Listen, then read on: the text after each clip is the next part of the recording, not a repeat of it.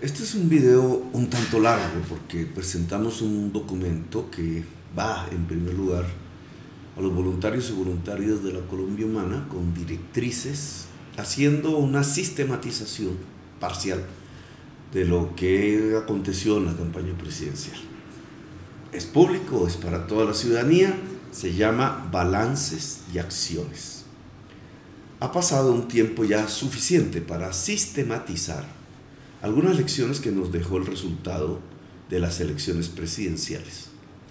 Demostramos que es posible derrotar el poder político tradicional de Colombia, un poder tradicional que merece ser derrotado porque ya es incapaz de llevar a la sociedad colombiana a la modernidad, al desarrollo productivo y a la democracia incluyente para todas las personas. Merece ser derrotado porque representa el sumum de la corrupción. Llegar a ser alternativa real de poder es una experiencia única en Colombia en los últimos 50 años.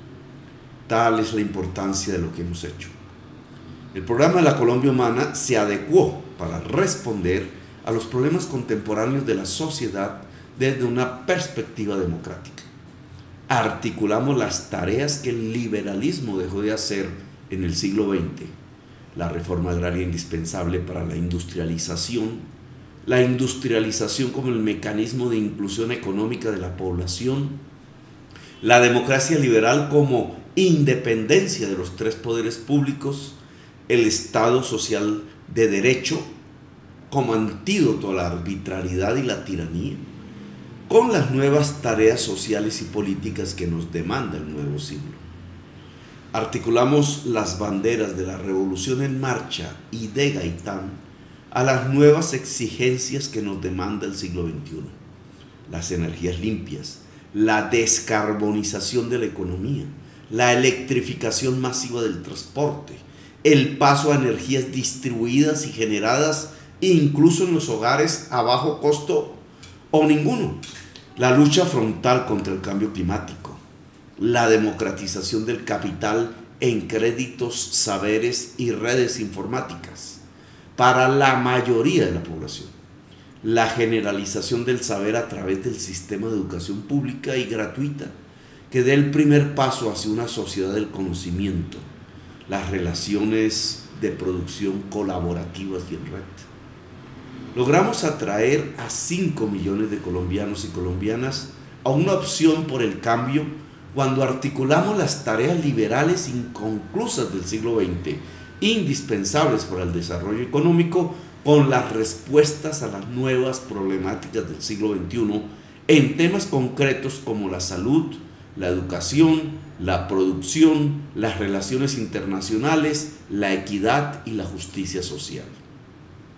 Cuando se habla de cambio político, hay que hablar de cambio en las relaciones de producción, aquellas que establecen los seres humanos cuando producen, para no caer en el gatopardismo, la costumbre de hablar de cambios retóricos para no hacer realidad los cambios, que es el oportunismo en su máxima expresión.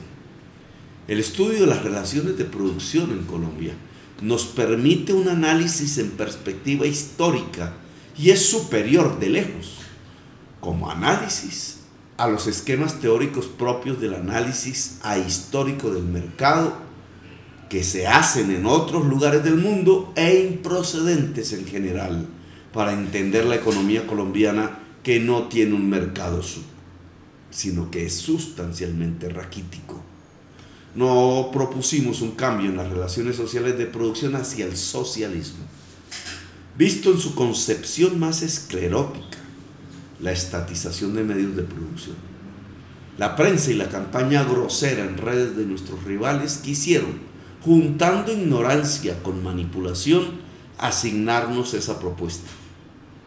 La estatización de medios de producción de manera generalizada no es una respuesta al raquitismo económico colombiano, ni es una respuesta contemporánea eficaz ante el grave problema humano de la desigualdad y el cambio climático.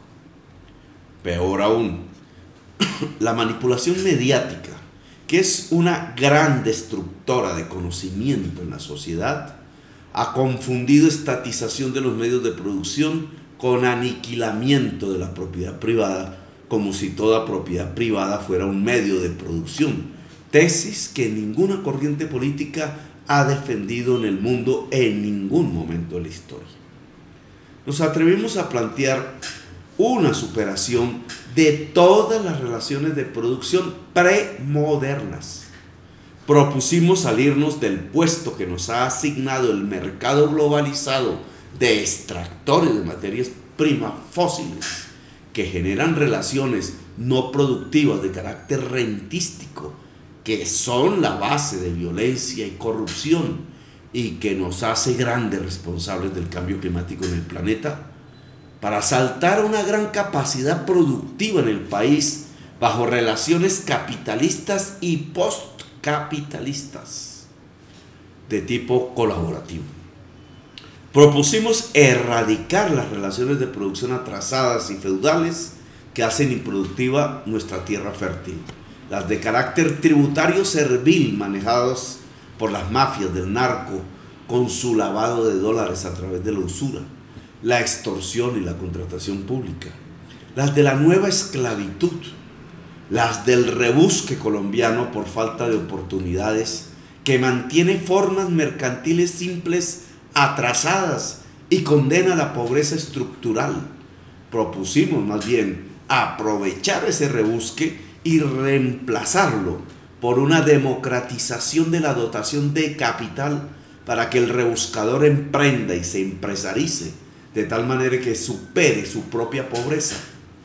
Nos atrevimos a proponer desarrollar el capitalismo productivo sobre la base de la distribución del capital, saber, tierras, créditos, informática, sin necesidad de expropiar o estatizar, porque el capital es eso: saber, tierras, dinero, redes informáticas. Un capitalismo distribuido para generar equidad y democracia y desarrollo de las fuerzas productivas del país. Nos propusimos ir hacia lo más avanzado hoy del postcapitalismo que ya existe en el mundo, en términos de la economía colaborativa, descarbonizada, que articula energías limpias de costo marginal cero, con saberes e informática, también con un costo marginal cero en la producción de hogares, campos, industrias y regiones. El desarrollo de la tercera revolución industrial que ya vive el mundo. Una distribución democrática del capital para superar el raquitismo económico, la informalidad y las condiciones de pobreza, pero también en sus formas tecnológicamente más avanzadas, el desarrollo de la economía colaborativa y en red, con plena libertad de creación e iniciativa privada para millones de personas. La democratización del capital fue vista torvamente por los grandes medios de comunicación como una expropiación, cuando es lo contrario, la apropiación para millones de personas de las condiciones para poder producir y generar riqueza. Si queremos más equidad social, resolver problemas como la corrupción y el narcotráfico, resolver definitivamente el camino de la paz, es necesario el cambio real de Colombia, y eso implica el cambio de sus relaciones sociales productivas. Nuestra propuesta es diferente, por tanto, al del populismo de izquierda latinoamericano, que solo redistribuye rentas a partir de la economía extractivista de fósiles y que es funcional al mercado mundial, pero nos condena al atraso científico y productivo, además de ser insostenible en el tiempo y débil ante la manipulación política y militar de los precios de los combustibles fósiles. Nuestra propuesta le propone a las fuerzas sociales y progresistas latinoamericanas un camino diferente al de Venezuela y la articula a las grandes esperanzas y luchas del mundo de hoy. Pero aquí surge nuestro primer gran obstáculo en la campaña que acabamos de cumplir. Una parte de la clase media colombiana sustentó con fuerza un proyecto político que propuso cambiar el país sin hacer cambios. Lograron vender la idea en sectores medios de la población que representábamos a la extrema izquierda y a un cambio antisistémico, como si el sistema colombiano no fuera el de la corrupción y el de la premodernidad. Lograron fortalecer la campaña del uribismo, la extrema derecha, y nos debilitaron para pasar a segunda vuelta con la fuerza que era necesaria. No hubiera sido tan eficaz dicha campaña si en realidad no existieran millones de colombianos que creen que el cambio consiste simplemente en figuras y discursos y no en la realidad de cambiar unas estructuras sociales que producen lo que rechazan. La corrupción no es obra simple de mentes oscuras delincuenciales.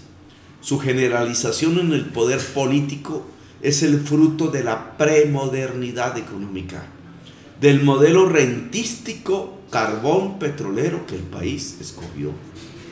Algunos de nuestros contradictores afirmaron que no debíamos presentar nuestra candidatura para propiciar el triunfo de una figura no uribista que permitiera una transición hacia un gobierno nuestro para el año 2022. Tal tesis desconocía de entrada que al ganar una fuerza así, sin programa de cambio, produciría lo que ya habían hecho gobiernos aparentemente asépticos en cabeza de Andrés Pastrana y del segundo de Juan Manuel Santos. Al no propender por cambios reales, estos gobiernos generaron una gran desilusión que en vez de desplazarse hacia el progresismo, se desplazó a la extrema derecha.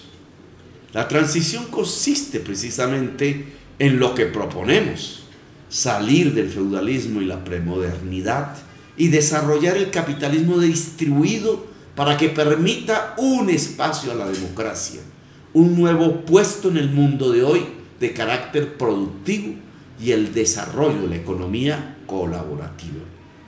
Sin embargo, no es menos importante entender que pasamos de 5 millones a 8 millones de votos gracias a que, manteniendo el programa de reformas democráticas, logramos un acuerdo con la mayoría del centro político en el esfuerzo de luchar decididamente contra la corrupción y respetar el camino del Estado social de derecho como el camino para ejecutar las reformas, al final, quizás tardíamente.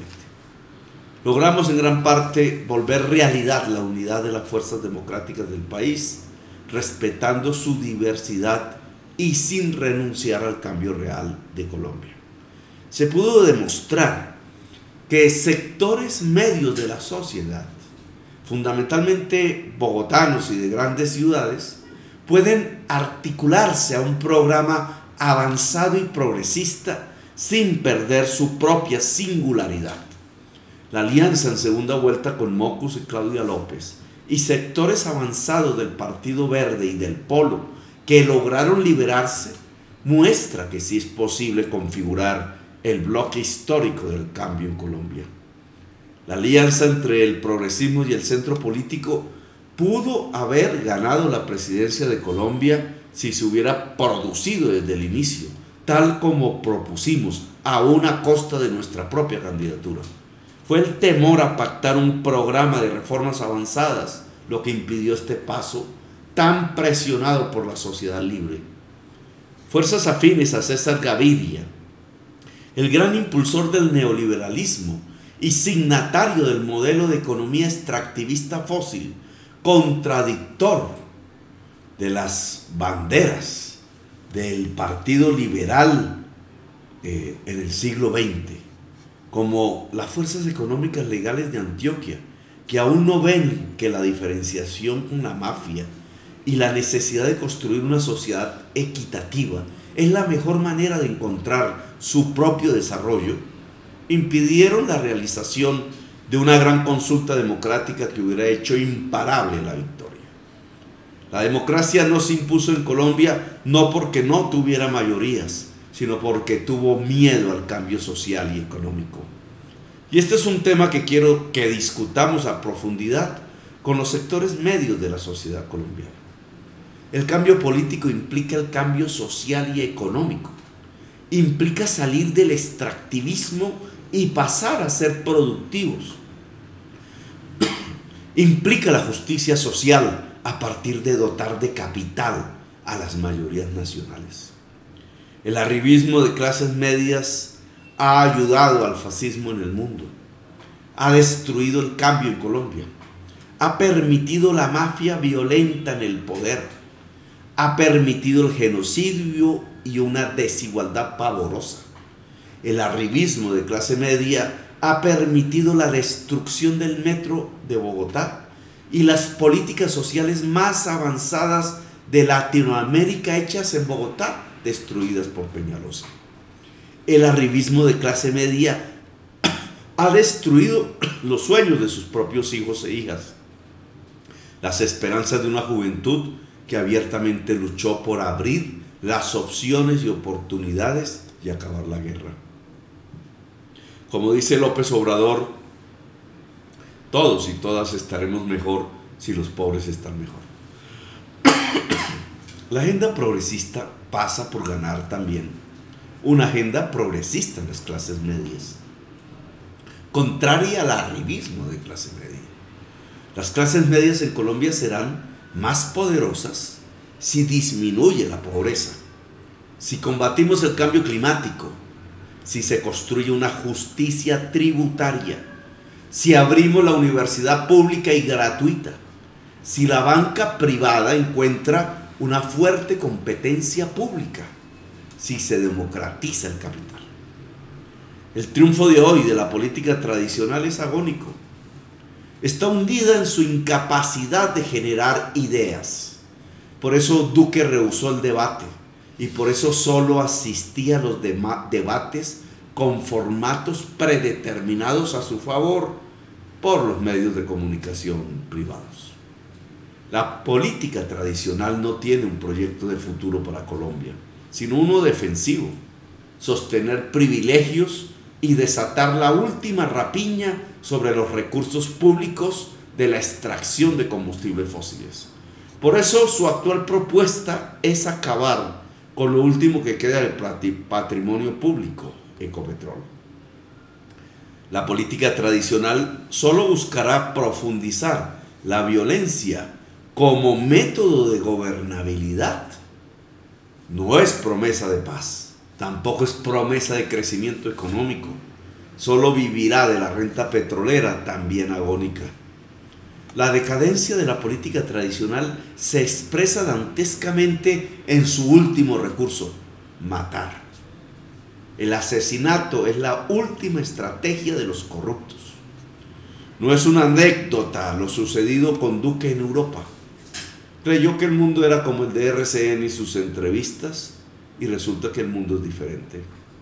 El mundo piensa. El mundo que representa Duque no es el mundo moderno, de innovación en el que falsamente creyeron los uribistas de clase media. Es el de los grandes latifundistas ignorantes. Es el del atraso político. El mundo de hoy fuera de Colombia ya no sabe que es un terrateniente. La clase media uribista ha adoptado la mentalidad parroquial del terrateniente. Por eso le molesta que desde fuera de Colombia les digan que su clase dirigente maneja el país como si fuera una hacienda, es decir, con la premodernidad del siglo XVIII y XIX. Algunos, los más atrasados y cavernarios, con la mentalidad del Concilio de Trento, el de la Inquisición violenta del siglo XVI. Incluso la propuesta más avanzada de Duque, la de la economía naranja, es reaccionaria. La economía naranja pretende que la creación sea la rentable. Es una extensión del análisis de mercado a la cultura. Si la creación es la rentable, lo más valioso de la cultura mundial no habría sido nunca creada. La cultura no es rentabilidad, aunque algunos creadores tengan todo el derecho a vivir de su creación. Desde el punto de vista regional, quedan varios problemas por resolver que las elecciones desnudaron. ¿Por qué el pueblo pobre de la costa caribe, a diferencia del más pobre del Pacífico, no votó en masa por la Colombia humana?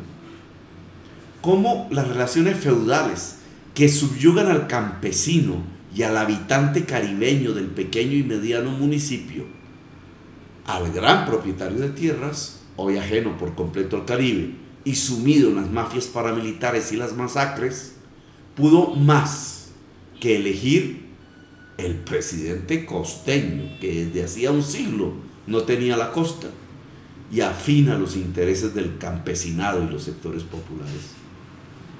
Las capas dirigentes costeñas han escrito una página de indignidad en la historia del Caribe. No solo responsables del genocidio de su pueblo, el robo masivo de los recursos públicos los llevó a apoyar el uribismo, el verdadero victimizador del Caribe.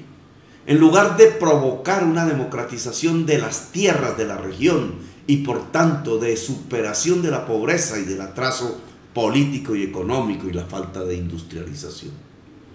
La corrupción en la costa caribe llevó a las élites caribeñas a apoyar un proyecto político anticaribe. Les propongo a los amigos de la Colombia Humana y a sus fuerzas modernizantes allá en el Caribe organizar un gran movimiento campesino caribeño que ponga la reforma agraria en el centro de los objetivos políticos, tanto programáticos como prácticos. La costa caribe no avanzará ni cultural ni socialmente si es el terrateniente el que dirige los destinos de la región. El millón de votos que hicieron triunfar a Duque y que hubieran permitido la victoria de la Colombia Humana si hubieran votado por mí, estaban en el Caribe popular y no tanto en Antioquia como creemos. La costa caribe se dejó subyugar por la corrupción, por eso no ganamos. La investigación sobre ese 1.700.000 votos de Duque en el Caribe mostrarían el tamaño del fraude, la compra masiva y megamillonaria del voto. ¿Con qué recursos? Pero también demuestra la escasa capacidad de conciencia que el progresismo pudo generar en el mundo del pequeño y mediano municipio del Caribe, el que más se hubiera podido desarrollar precisamente con nuestra propuesta. En las regiones de mayor conflicto ambiental, por el cuidado del agua, ganó Duque. Ni en el sur del Cesar, hoy con operaciones directas de fracking, ni en Bucaramanga y norte de Santander, afectados por la minería del oro en el páramo de Santurbán, ni en el Piedemonte llanero, ni en Ibagué, Cajamarca y el Quindío, a punto de perder sus fuentes más valiosas de agua por la minería, ganó la propuesta de la Colombia Humana, que defendía a fondo el recurso del agua.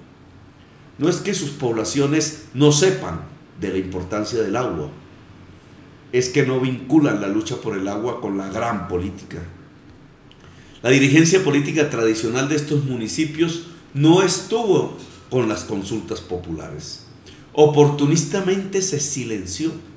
Sabe ella que depende del gobierno nacional para existir, y el gobierno nacional está con el fracking y la minería.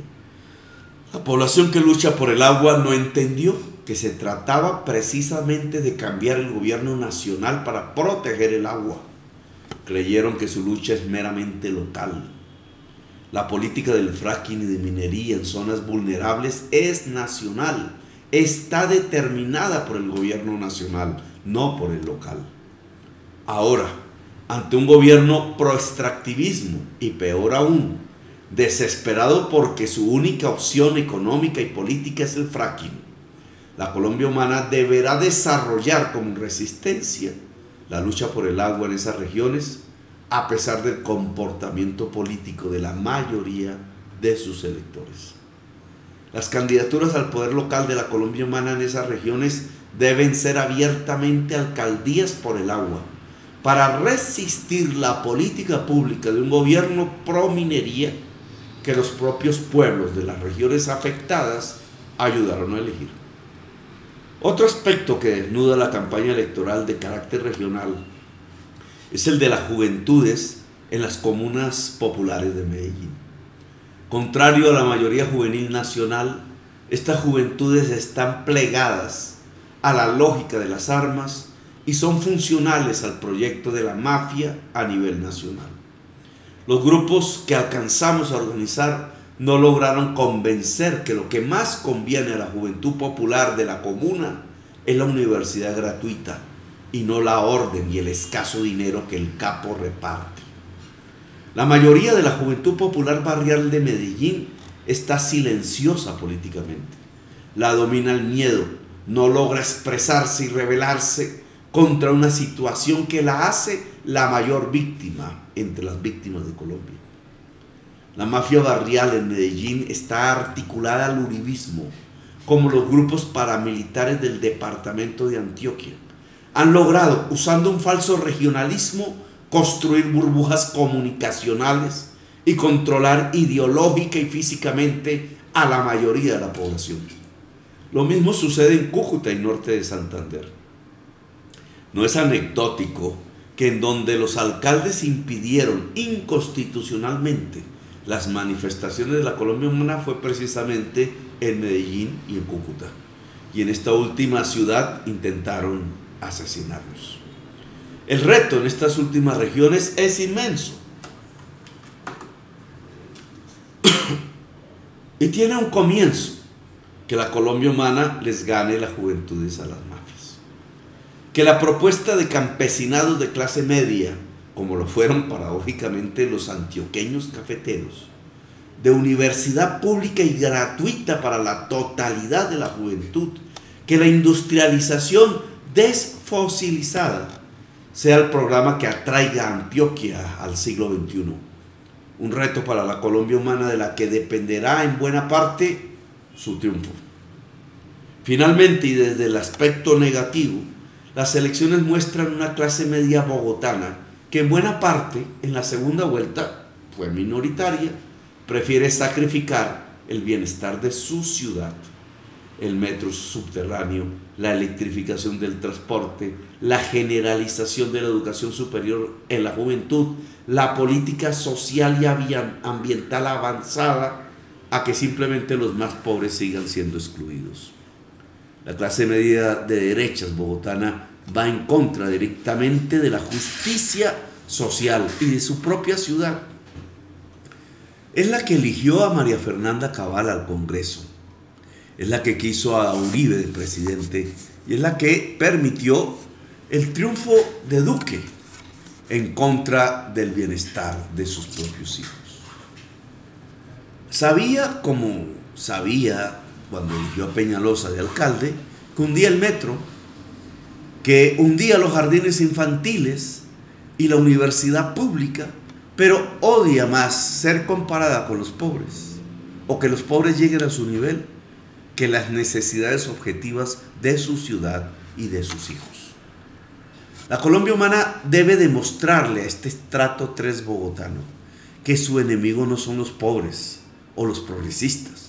No es la Bogotá humana que conquistó los indicadores sociales, económicos y financieros más altos de la historia estadística de la ciudad. Que su rival está en las políticas neoliberales depredadoras, las que destruyen el salario y la estabilidad laboral, las que alejan a sus hijos de la educación superior de calidad, las que generan la injusticia tributaria, las que le quitan el derecho a la pensión y la convierten en tributaria permanente en los bancos solo por obtener una casa o un carro. Pasada la fase electoral, que cumplimos con mucho éxito y que cierra un ciclo de 7 años que comenzó con la Bogotá Humana y buscó cerrarse con la Colombia Humana, transitamos ahora a un nuevo ciclo con unas nuevas tareas y acciones. Las tareas que nos impone o que se nos imponen de inmediato son: 1. Organizarnos. 2. Mantener el frente plural de alianzas. 3. Acumular fuerzas. 4. Desarrollar el gabinete de la oposición. 5. Defendernos de la violencia. Organizarnos. Nos hemos desarrollado como una gran multitud electoral, pero debemos ser una multitud movilizada y organizada. Organizar el movimiento de la Colombia Humana es estratégico. No queremos desarrollar un caudillismo que sería fácil de aniquilar. Queremos desarrollar un movimiento colectivo y organizado. Comencemos desde abajo y de manera horizontal. Las asambleas municipales se convierten en el escenario básico por excelencia. Las coordinadoras locales colectivas elegidas en las asambleas pueden organizar los retos por venir. La detección temprana de amenazas, su publicación inmediata en redes, la preparación política del voluntariado, el incentivo a la conformación de nodos por causas sociales y ambientales, la articulación con movimientos sociales y la generación de ellos sin cooptarlos, la preparación para seleccionar candidaturas al poder local. El nodo es una forma de organización de base voluntaria que la gente puede conformar de acuerdo a causas sociales para desarrollarlas en su región o en el país. Luchas contra el maltrato animal, luchas por el agua, contra la contaminación, por la igualdad de géneros, contra cualquier tipo de discriminación, por el uso generalizado de bicicletas, por el reciclaje, contra los espectáculos con animales, por la organización de producción y consumos campesinos, por el derecho a las redes, por la calidad y cobertura de la educación pública, por el cuidado de la niñez, por el derecho a la salud pública, por el derecho a la educación superior, por la adaptación ante el cambio climático, por la electrificación del transporte, por la redistribución de la tierra, etc. Los nodos y las coordinadoras no tienen jefes burocráticos, pero sí liderazgos. El liderazgo en la Colombia humana no es impuesto, no debe desatar conflicto, división, debe ser el producto del amor. El liderazgo es el cariño de la población. Se mide, por tanto, en amor desatado y no en estrategias y cálculos. El liderazgo lo otorga la gente, no una determinada organización. La Colombia humana debe desatar centenares de miles de liderazgos en Colombia, en todas las escalas. Mi propio puesto en esta nueva fase de nuestra lucha lo determinará el cariño de la gente de Colombia. No olvidemos que la nueva política no propone una revolución futura, teleológica, sino actual, inmanente. La nueva política propone cambios de comportamiento cotidianos, reciclar, usar energías limpias, educarse y educar a los niños, cuidarlos como prioridad, no ser machistas, ser solidarios, usar bicicletas si es posible, regular el consumo excesivo, no ir a espectáculos con animales, no dejar tumbar los árboles, proteger de inmediato el agua. Muchas veces la acción política necesita del cambio del estado local, nacional o mundial, pero también implica acción y cambio individual que se puede hacer ya. Tal es su enorme vitalidad y su diferencia con la vieja política. La nueva política es un cambio de experiencia cultural inmediato y pasa por la persona. La revolución y la democracia es ya.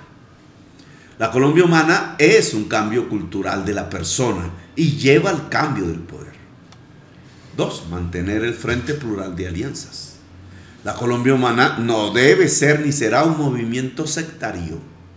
El sectarismo nace de pretender que la verdad se deposita en una persona o en una organización o en una clase social. La verdad siempre es plural, colectiva. Se construye en la interacción social.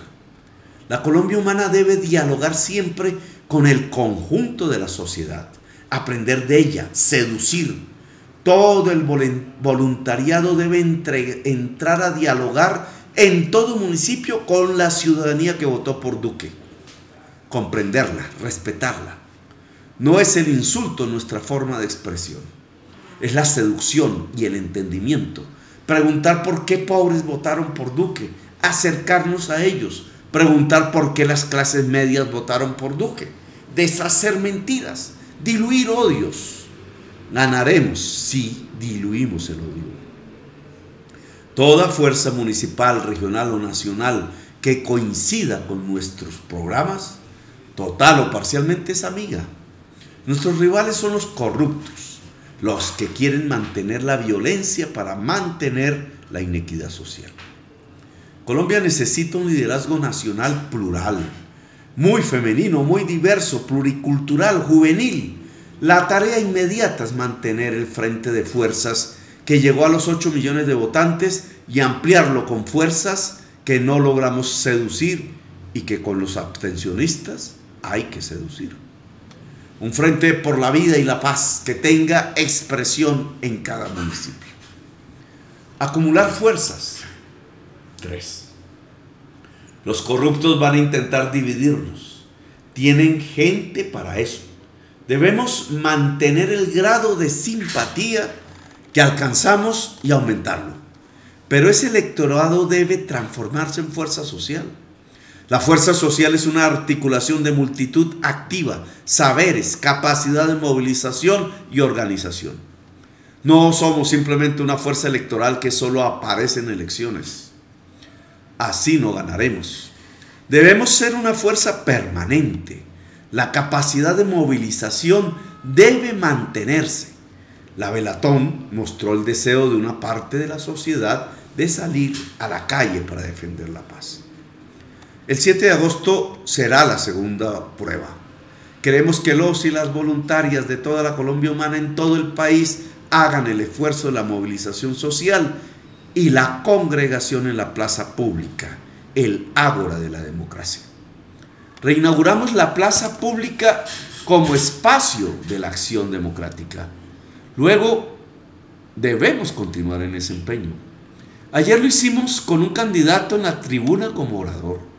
Hoy hay que lograrlo sin candidato, sin tribuna, con la fuerza de lo colectivo, de lo común, la comunidad, la multitud. La capacidad de movilización es fundamental para ponerle barreras y resistencias sociales a las políticas públicas que están por venir. En este nuevo gobierno, si se han expresado los violentos a través del asesinato, ahora debemos lograr que se expresen las ciudadanías libres y pacíficas. En las movilizaciones no debe haber un solo acto de violencia. La política de movilización de la Colombia humana es la no violencia. Además de la movilización, y el 7 de agosto es una gran prueba, la organización popular es vital.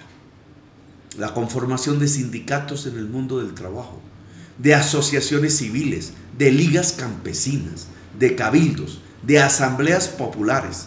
Debemos convertir a Colombia en un rico y multicolor entramado de organizaciones ciudadanas. Cada vez que se reúna una asamblea municipal de la Colombia humana, debe rendirse un informe de cuántas organizaciones ciudadanas que se han creado. Acumular poder ciudadano es fundamental para ganar. El conocimiento y manejo de las redes y la informática es estratégico en el campo ciudadano.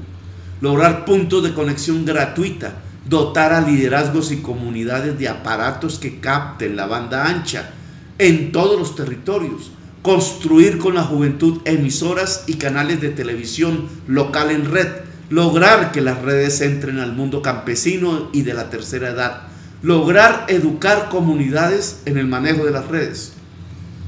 Todos vimos el papel dañino que cumplieron los grandes medios de comunicación privados. Serviles a sus dueños, desarrollaron la verdadera campaña electoral a favor de Duque. Entre las redes pagas y los canales privados de televisión, Duque tuvo su principal eje de campaña basada en la mentira y la manipulación. Pero es también su debilidad. Cada vez menos gente ve los canales privados y cada vez más gente quiere información plural. Las redes pueden tener la potencia para democratizar la información si la red se vuelve un medio popular de información. Si tenemos poderosas redes, podremos desarrollar formas culturales en la sociedad. La música, los audiovisuales de calidad, lo que no tiene cabida en la estrecha mentalidad de los dueños de los canales, podrá tener cabida con igual potencia en los medios ciudadanos. Una revolución es antes que nada una revolución cultural. Los valores culturales de la paz, del entendimiento, de la solidaridad social, de la creación artística, como lo observamos en la campaña. La libertad como eje de expresión tendrá continuidad si potenciamos las redes sociales como instrumento de comunicación de las ciudadanías libres. La excelencia artística, la producción de la cultura es posible si se comunica esa producción. Hoy las redes que incentivamos pueden comunicar una nueva generación de cultura. La idea de nuestros rivales en la cultura es en la práctica el desarrollo del insulto generalizado, de la polarización a partir del odio construido, de la ausencia del argumento. La cultura de nuestros rivales es la ignorancia. Hemos visto cómo lo que desarrollan es el odio como cultura. El nazismo comunicacional de Paul Joseph Goebbels es su maestro. La economía naranja no es una propuesta cultural, es una burda tesis de desarrollar el mercado sin regulación dentro de la cultura. No es más que neoliberalismo anacrónico llevado a la esfera cultural. Llenemos de amor y argumentos las redes. No hablemos solo entre nosotros mismos. Rompamos las burbujas comunicacionales que operan como cárcel. No es el chat que solo debe tener usos para la acción. Es la red social el escenario del debate. El debate no es solo entre nosotros. Es con la población que votó por Duque o se abstuvo de votar. Es la seducción, el camino del cambio y de la cultura. En Antioquia, en Cúcuta y en menor medida la zona cafetera, incluido el Tolima y el Huila, operó una burbuja informativa sin que pudiéramos romperla. El regionalismo es usado como base de una burbuja informativa por las facciones más corruptas de la política colombiana en Antioquia y Cúcuta. El regionalismo manipulado y la red comunicacional operan formando burbujas.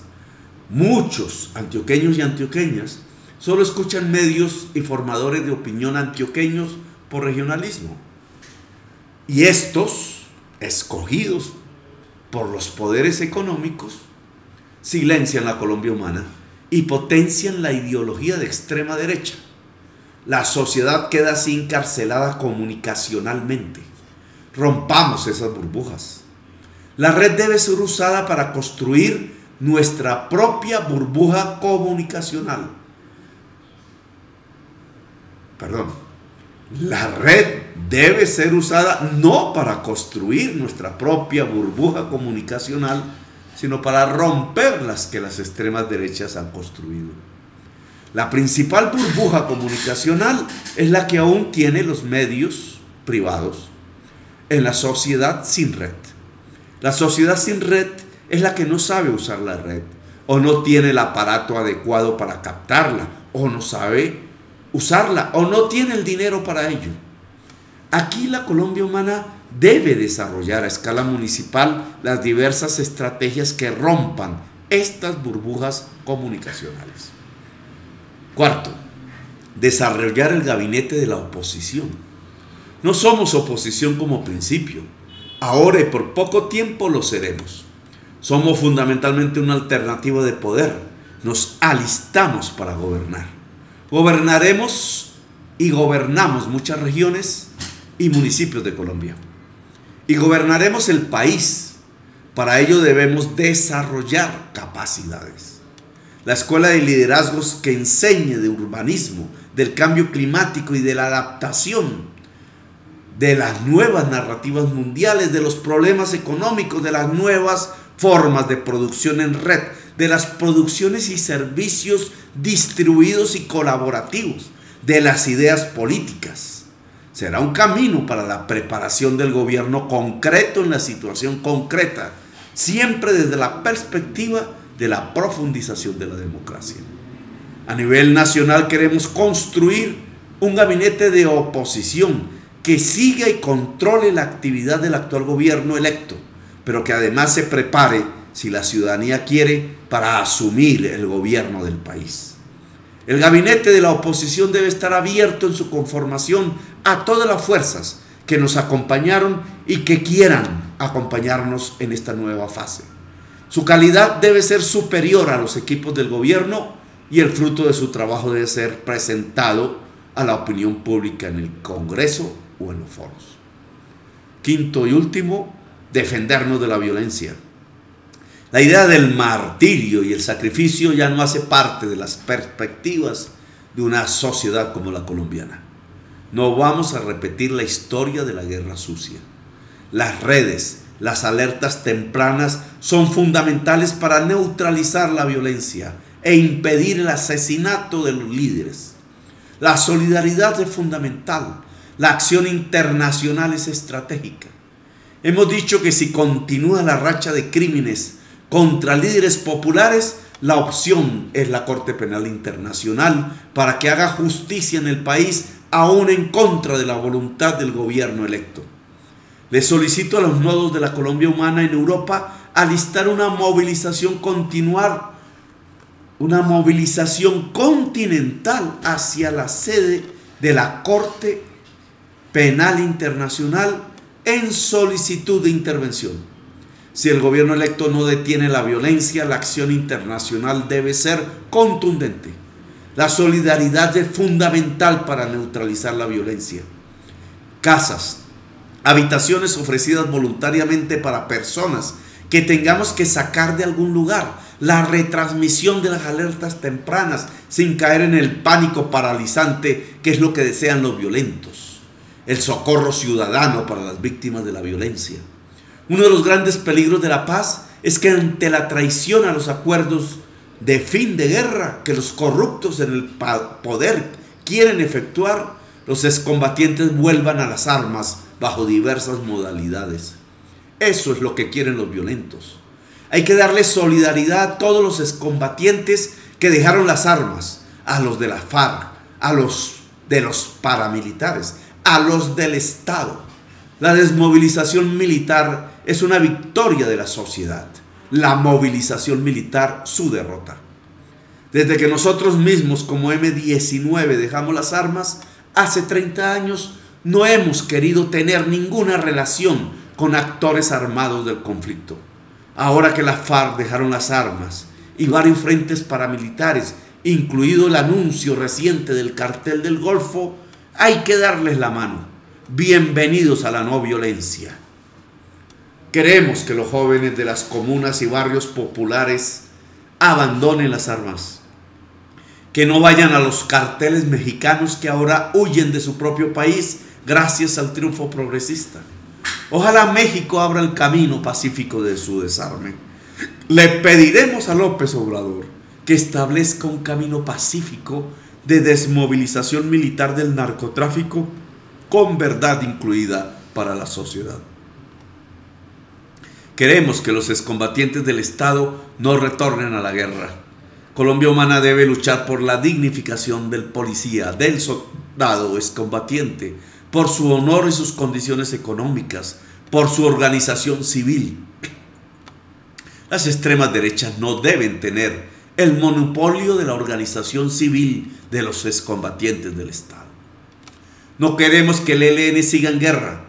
Así se burlen de nuestra propuesta, creemos que deben discutir su desmovilización unilateral. Los acuerdos que usan las armas para negociar con el gobierno son traicionados. Y el camino para mantener las armas solo sirve a las extremas derechas en el poder. La liquidación del proyecto guerrillero de manera total es fundamental para la victoria democrática en Colombia. Por ello las FARC deben ser aceptadas ya sin armas en la sociedad democrática de Colombia. Esa es la mínima solidaridad con quien abandona la violencia. No aceptarlas y mantener su apartheid político solo beneficia a los violentos. Aceptar a la FARC en el seno de la sociedad democrática y pacífica de Colombia es el verdadero desestimulo a quienes hoy en la política, en el Estado y en la sociedad pretenden continuar con la violencia perpetua de Colombia.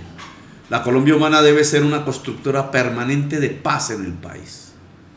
Les agradezco la atención a este mensaje. Nos íbamos quedando sin luz en este atardecer bogotano. Les agradezco el esfuerzo que ustedes, todos los electores y electoras, los voluntarios y voluntarios de la Colombia Humana hicieron en todos los municipios.